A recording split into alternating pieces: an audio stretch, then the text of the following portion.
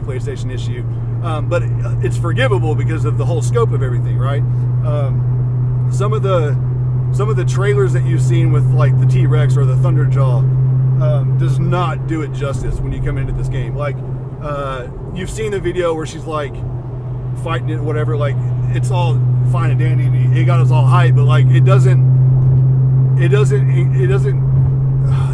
In the game, when you come across that thing for the first time, you're just mesmerized by it. Like it's so big, it's daunting. Like you're almost terrified of it. Which is another thing I could touch on. The game, even like when you first start playing, and you're actually set out on your own after you get through like some of the dialogue and the narrative, like they start the narrative. They kind of let you go out on your own for a little bit. And at that point, when you first come across your first actual fight where you know you don't have any backup with the machine, the one that looks like a raptor, it's got a big ass eye and looks around and finds you, it's terrifying. Like you're like, oh God, and you start to fight it and you don't hit that lens the first time, and there's a sense of like I'm about to die because I just can't fight these things. They come out of nowhere and they outsmart you, they flank you. You really have to pay attention to the sound because they don't have a lock-on system, which I think is a beautiful thing because there could be several enemies and enemy types on top of that will surround you, and you won't know it because there's no indicator on the map, and so you have to listen for like the ones that are creeping up on you. The sounds indicate, what type of attack they might be doing next or how they're injured. I mean, I could just go on for days about this game. Like, there was a saber-tooth, I don't remember the name of it, but it's like a saber-tooth tiger type thing. I don't know. I was running away from it, and I've been playing on hard, and I was going down a dirt hill, and he was chasing me. And I turned around because I had my bullet time where you click R3 and it slows down, and so you can make more precision type shots. And I turned and I was aiming for his head, and at the time his head was down by his feet, and because he was getting ready to do this swooping launch at me, but his right leg was moving forward. He moved his head up right as I shot, and my arrow caught his paw, if you will, right before he was going to place it down to find ground before he jumps at me, and it kicked it back, which caused him to do an endo and scrape his face on the ground and slide past me, and I jumped over him and then stuck him some more in his weak spots and blew him up. It was just that moment I wish I would have caught. I didn't even think about it at the time because I was so mesmerized by what had just taken place. Like the way the enemies will react to where they're shot, it reminds me of the first time playing Siphon Filter and seeing shoot at the knee and their knee kicking back and blood squirting out of the bullet hole. Like that, it's like that, and it happens with every enemy.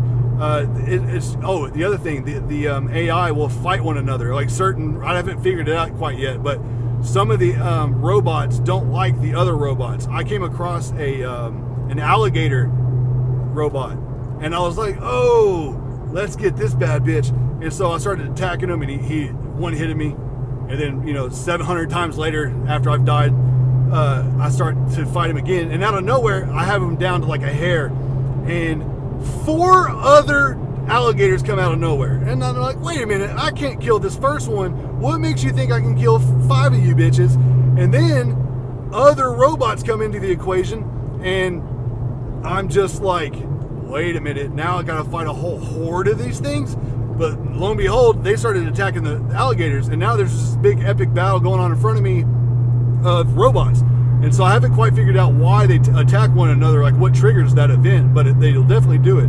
Another thing that's really cool is when the first time I tried to attack the Thunderjaw or the T-Rex, I was running away from it because I quickly realized that I was not at the level that I needed to be at to tackle this thing.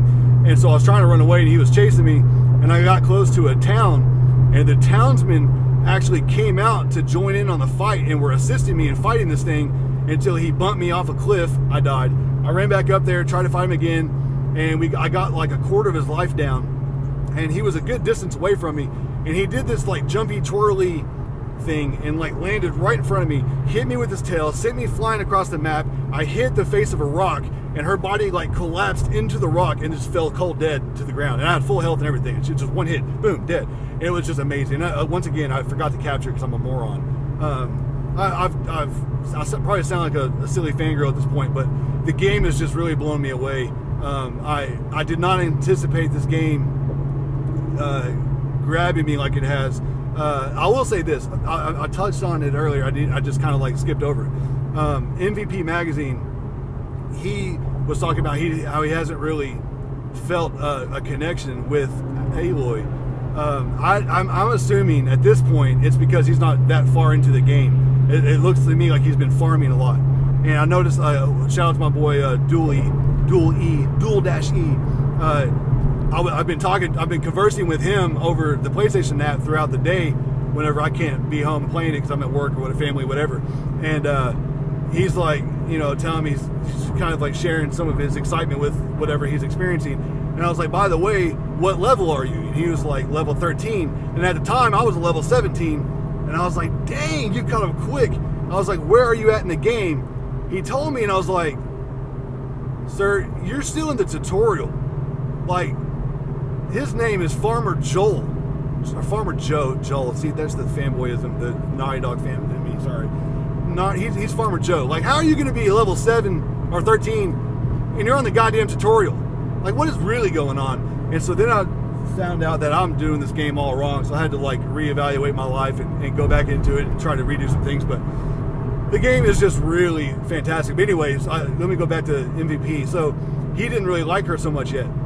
Once you kind of progress through the main story a little bit, you start to see who she is. And what's kind of cool about it is you can kind of shape her into whoever you want her to be through the dialogue choice given, right? So there's like essentially 3 types of people that she could be, or personality types. And so you have like a aggressive Aloy, you have a really witty Aloy that's more calculated, if you will, and then you have one that's more of a I love everyone, which I don't know who would choose that. I've been rocking with the calculated Aloy, I think, and with that scenario, she's shaping up to be one of my favorite characters of modern time, if you will. And she's quite great, actually, and she's really sarcastic. He mentioned how she's not very funny, and she doesn't have a lot of comedic relief, but I feel like she does have a lot of it. It's just through her sarcasm. So like one of the side quests I did, which is a whole nother topic on itself, the side quests have been really well done, and now I'm about to go off into another bunny trail, but everybody saw that video of one of the side quests where it's like wacky with the dialogue, the voiceover, and the mannerisms and stuff. And I came across that side mission, and it very much is out there and off. And you will find a lot of that. I think a lot of the dialogue, the animations don't add up. I'll say that Naughty Dog spoils us all with, stellar voiceovers, stellar animations to match the stellar, voice acting. Like everything about Naughty Dog's presentation when it comes to narrative is just bar none. But this game shouldn't be held to that standard because of what else it's doing right and the scope of it all being an open world and everything. And you have the dialogue choice. So to me, it's forgivable. It's a thing. It's an issue, and it might cause more issues for others. But I'm such a stickler for details. If I'm able to look past it, you should be as well. So I'm not even going to go into that. I mean, yeah, it's there. Everything's present. The issues that you saw are there, but it's so easily overlooked if you actually listen to what the dialogue is, and then the scenery and the combat and all that. So anyway, I think people that say that she doesn't have a character that's very distinct just need to either listen more, or they're not far enough along the game, or they're choosing maybe one of the 3 categories that doesn't fit what they want to see, and maybe they need to change up their dialogue track. I don't know, but so far I feel like she's a pretty badass character. I really like her stubbornness and everything, but she also has this willing to help, and I don't know. Oh, another thing I wanted to talk about, and this video's long as shit. Another thing I wanted to talk about was the landscapes then transition from like this Indian post-apocalyptic world to what I like to call Stargate. And I don't want to talk about why or how, but I'll just put it to you like this. There's certain areas that you find that have this somebody that uses this phrase a lot, Tony the Ticket, he likes to look for geometry and shapes and contrast and that sort of thing, and how you could take Stargate. Let me just go into it. They in one section they used a lot of triangles, very straight edged triangles, and then you'll have a rock face right next to it, and it's the contrast between the two that is just, it's very radical and beautiful. I mean, and then you have, plant life, foliage, overgrowth, and then you have super futuristic alien / Prometheus type machinery, futuristic sci-fi. It's just masterful. And I'm not even that far into the game. I'm like 18% complete.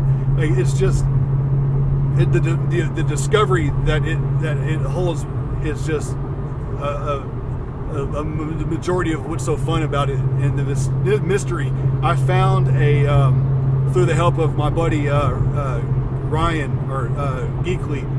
He was like, "Hey, go to this one area, and you're gonna find something, and you're gonna get giddy." And I was like, "All right, cool. How did I get there?" Had a really hard time finding it. Finally found it. It's behind what looks like, what appears to be glass, and it's in this like throne. I don't want to reveal what it is, but you realize you use your little Bluetooth, which is a whole other thing to talk about. Like, God, there's so much to talk about. But you zoom in on this thing, and then it reveals what it is that you're looking at, and you go, "Yo, what? And then you're like, "All right, I'm on a mission. I gotta get this motherfucker." And then you just go on a whole oh my God, the game is just brilliant. I'm gonna say this: if you game and you're into like following the culture and you're involved in the industry, and maybe your preference is another platform, be it PC, Xbox, Nintendo, whatever. Look, this is a game that you buy a system for, in the same way that you would buy the Switch for Zelda, in the same way that you would buy, Xbox for Halo, or PC for whatever it is you buy a PC for. Anyway, let me know if you guys have played any of these games and what your thoughts are on it, and more importantly, put some content out there, put some screenshots out there, put some video out there. Look forward to seeing them.